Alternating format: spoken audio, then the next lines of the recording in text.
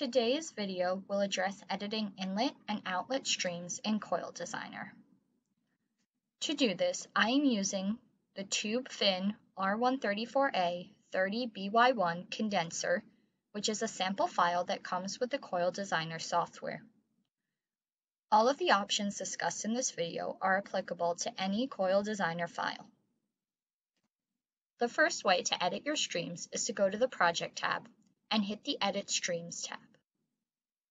This gives you a general overview of all your tubes that are designated as inlets and outlets respectively, each in their own columns.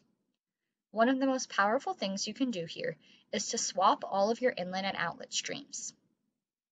Clicking this button will turn all formerly inlet tubes into outlet tubes, and all former outlet tubes into inlet tubes.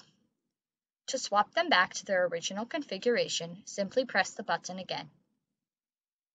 You'll also notice that below each section is an Add button. This button enables you to designate tubes which are designated as neither inlet nor outlet tubes, as either inlet or outlet tubes.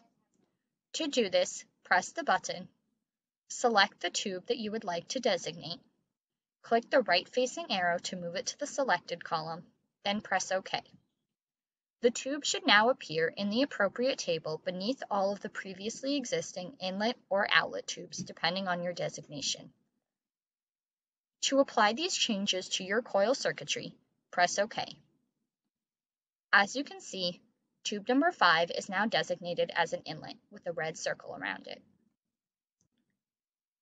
The other way to specify your inlet streams is again to go to the Project tab and hit Edit Air/Refrigerant Inlet Side. This brings you to the most powerful menu for editing the inlet state of both your air and refrigerant side. Another way to access this menu is on the far right of your screen under the Common Tasks heading, clicking the Specify Inlet Air and Refrigerant State hyperlink. That brings up this same menu.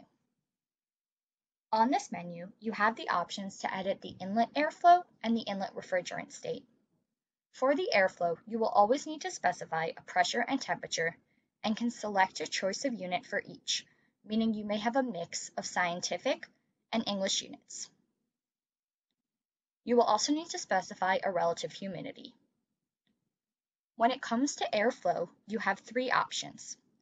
The first is to specify an actual air flow rate, again, in any unit you choose, for the volumetric flow rate. The second option is to specify a uniform air velocity on the coil face, again, in a variety of units. And the third is to choose to have no change to air velocities. The refrigerant side options require a little more thought. For the refrigerant side, the type of properties that you specify will be different depending on what kind of system you are modeling. Here, we are modeling a condenser, where the refrigerant entering is generally all in a single superheated vapor phase. Because of that, it makes the most sense to model a single phase pressure and temperature, and so those are what we choose to specify. Again, we can select any units for our pressure and temperature, and we will need to input a mass flow rate as well, for which we can also select a custom unit. If we were modeling an evaporator, because our refrigerant there would be in 2-phase rather than a superheated single phase, we would choose to specify a saturation temperature and a quality or mass fraction of our vapor. Again, we will still need to specify a mass flow rate. Once we've made all our decisions about what to specify, we press the OK to apply to our coil. If you are missing any of these parameters, there is an option underneath the Specify Inlet Air and Refrigerant State link called the Fluid Properties Calculator. This enables you to calculate both air and refrigerant properties using inputs that you have put into your system. For each calculation, you must have either uniform SI or English units. For air properties, you must specify an input temperature and pressure, but you can choose between specifying a relative humidity or a wet bulb temperature. Once you've made your specifications,